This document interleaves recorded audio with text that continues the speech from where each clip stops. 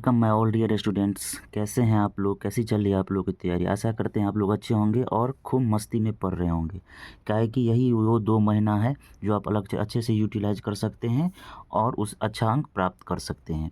आज हम इस सीरीज में पढ़ेंगे क्लास 10th का अवतल दर्पण में सिद्ध करना है F बराबर R/2। किस में सिद्ध करना है? अवतल दर्पण में सिद्ध करना है F बराबर R/2। सबसे पहले समझेंगे मेरे भाई, अवतल दर्पण होता है क्या है। अवतल दर्पण होता है, मान लीजिए कोई भी गोलाकार दर्पण की सतह है जो बाहर की ओर चमकता है और अंदर की सतह परावर्तित होता है। क्या बोले हम? एक ऐसा गोलाकार दर्पण जो बाहर की ओर चमकती है तथा उसका आंतरिक सतह जो होता है वो परावर्तित होता है, अवतल दर्पण कहलाता है। अवतल दर्पण को ही हम क्या बोलते हैं? अभिसारी दर्पण भी बोलते हैं। अवतल दर्पण को अभिसारी भी बोलते हैं। ठीक है, हम सबसे पहले समझेंगे जो अवतल दर्पण होता क्या है।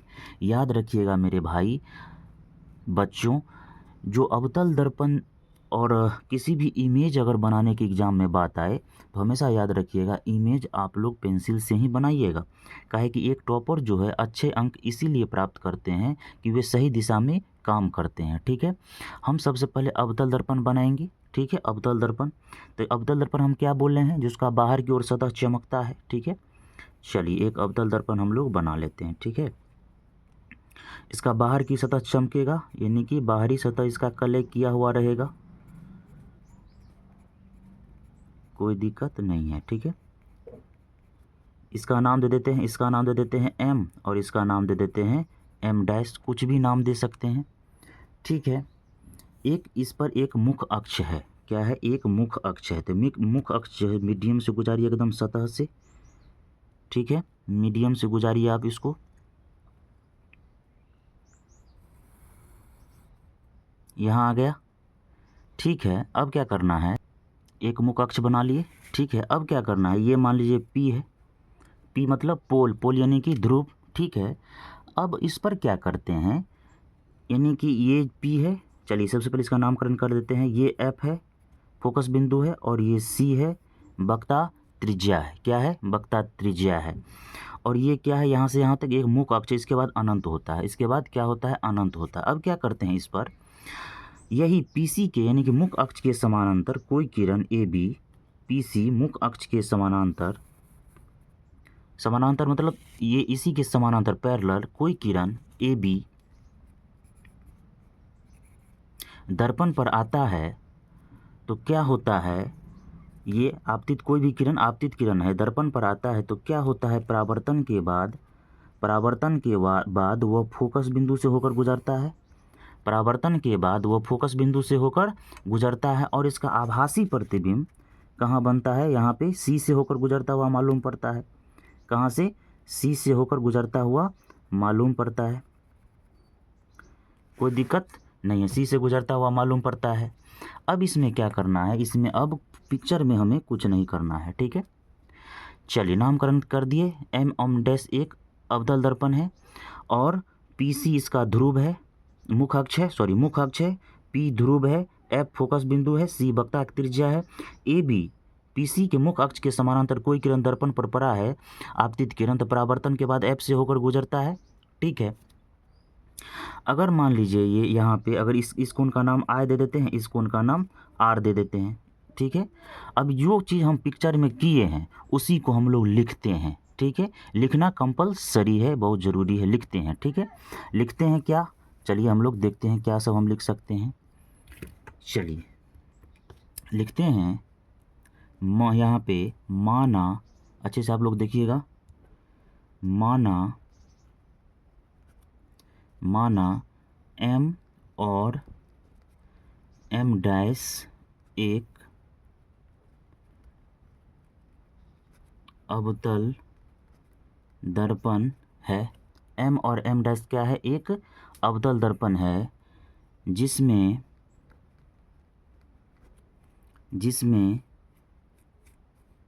मुख्य अक्ष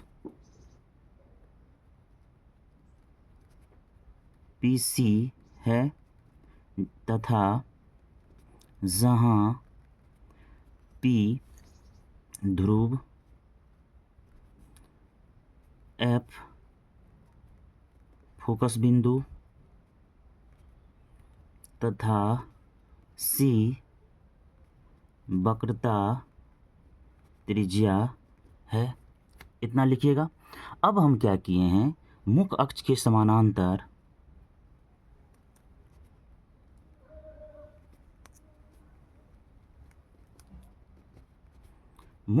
समानांतर AB एक आपतित किरण, जिसमें AB मुख्य अक्ष के समानांतर AB आपतित किरण दर्पण पर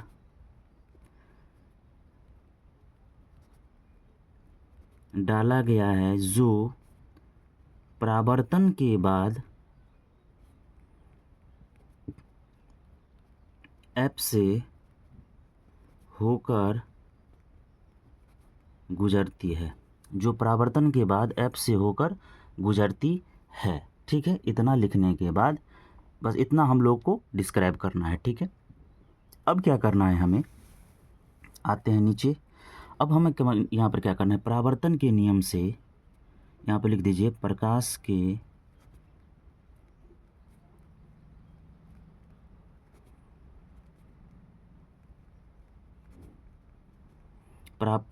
परावर्तन के नियम से। प्रकाश के परावर्तन का नियम क्या बोलता है, आपतित किरण और परावर्तित किरण क्या होता है, बराबर होता है, यानी कि आपतन कोण परावर्तन कोण बराबर होता है। तो अगर यहाँ से आया है तो ये हो गया इसका कोण, यानी कि आपतन कोण, और यहाँ से होकर गुजरा है तो ये उसका हो गया परावर्तन कोण। तो आपतित कोण और परावर्तन कोण आपस में बराबर होता है, तो परावर्तन के नियम से हम लिख सकते हैं कोण I बराबर कोण R।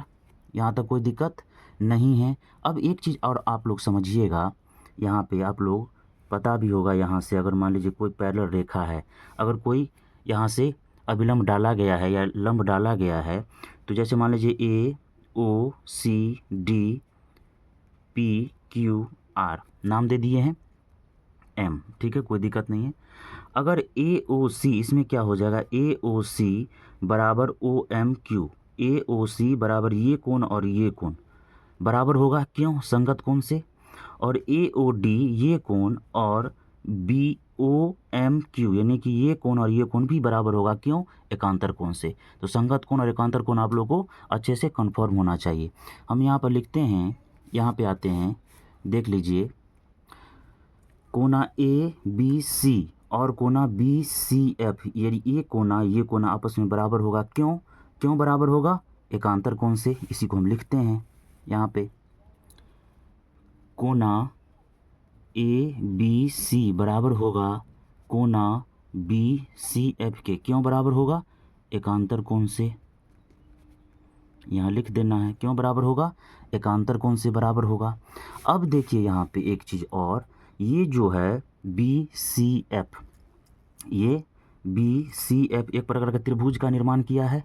ये कैसा त्रिभुज है, तो ये और ये बराबर है, इसलिए समद्विबाहु त्रिभुज है। ठीक है, यहाँ पर लिखते हैं, अब समद्विबाहु त्रिभुज BCF में क्या है, समद्विबाहु त्रिभुज में ये भुजा और ये भुजा बराबर है, यानी कि CF या FC बराबर CF बराबर BF या FB। तो BF क्या है, इसे समीकरण हम लोग 1 मान लेते हैं। ठीक है, अब क्या होगा, यहाँ पे अगर B P के नज़दीक हो जाएगा, करीब हो जाएगा, ये दोनों अगर करीब हो जाएगा तो ये दोनों भी बराबर हो जाएगा। इसको अगर करीब लाते हैं, करीब आ जाएगा, तो ये और ये बराबर हो जाएगा। यहाँ पर लिखते हैं, अब यदि B बिंदु को P के बहुत नज़दीक लाने पर या होने पर क्या हो जाएगा, नज़दीक होने पर क्या हो जाएगा, वो और ये बराबर हो जाएगा, यानी कि PF बराबर क्या हो जाएगा, BF हो जाएगा। समीकरण 2 कर देंगे। अब समीकरण 1 और समीकरण 2 से, समीकरण 1 और 2 पर ध्यान दीजिएगा। ये बी एफ और ये बी एफ दोनों का बायां साइड बराबर, तो एल एच एस अगर राइट दोनों बराबर है तो ये दोनों बराबर हो जाएगा। इसीलिए सी एफ बराबर क्या हो जाएगा, पी एफ हो जाएगा। सी एफ बराबर क्या हो जाएगा, पी एफ हो जाएगा। चलिए अब यहाँ पे अगर हम ध्यान दीजिए, मुख्य अक्ष इसका, मुख्य अक्ष क्या है इसका, पी और सी, पी और सी इसका मुख्य अक्ष है। पी सी हम लिखते हैं अगर यहाँ पे, तो पी सी बराबर, पी सी जो है ये पी सी ये किस किस से मिलकर बना हुआ है, तो पी सी जो है पी एफ और सी एफ से मिलकर बना हुआ है। पी सी बराबर P F plus F C, तो यहाँ पर लिखते हैं पी एफ बराबर, पी सी बराबर P F plus F C, ठीक है। फिर यहाँ पे आते हैं, पी सी बराबर P F plus F C, F C बराबर क्या है, पी एफ, तो जहाँ एफ सी है सी एफ है, वहाँ पर हम पी एफ दे सकते हैं, ठीक है। तो पी सी बराबर क्या हो जाएगा, 2F हो जाएगा। पी सी बराबर क्या हो जाएगा, 2F हो जाएगा। एक बात बतलाइए, पी सी जो है यहाँ से यहाँ तक ये वक्रता त्रिज्या है, यह आर है, क्या है, यहाँ से पी सी जो यहाँ से यहाँ तक क्या है, वक्रता त्रिज्या है, यानी कि आर है। और पी एफ जो है यहाँ से यहाँ तक, पी एफ ये क्या है, फोकस बिंदु है, ठीक है। इसको एफ से हम लोग डिनोट करते हैं, तो 2 इंटू एफ, तो आर बराबर क्या हो जाएगा, 2F। मान निकालना है किसका, F बराबर R/2 हो जाएगा, क्योंकि जिसका मान निकालना है और जिसका मान निकालना है वो अगले वाले को कहाँ चला जाता है, उसके आगे पीछे जो रहता है अगले वाले को कहाँ चला जाता है, नीचे। तो मान निकालना है F का, किसका, किसके नीचे आ जाएगा, R का 2, यानी कि F बराबर R/2 हो जाएगा। इतना ही करना था, यहाँ पर लिख दीजिएगा प्रूव्ड या सिद्ध हुआ, बस इतना ही करना है। और ये देख लीजिए इसका पूरा सॉल्यूशन है। अगर ये आप लोग अच्छे से कर लेते हैं तो अगर 2 नंबर में पूछता है तो आप लोग 2 नंबर अगर के आइएगा, 5 नंबर में पूछेगा तो 5 नंबर अगर के आइएगा। ये था अवतल दर्पण में F बराबर R/2। चलिए हम लोग फिर भी नेक्स्ट वीडियो में आते हैं, उत्तल दर्पण में F बराबर R/2। हम इसे इसीलिए रिवीजन क्लास में लगा रहे हैं कि ये बहुत ही उपयोगी सीरीज होने वाली है आप लोगों के लिए। चलिए मस्ती से रहिए, खूब पढ़िए, तब तक के लिए good day, take and bye bye and जय हिंद, धन्यवाद।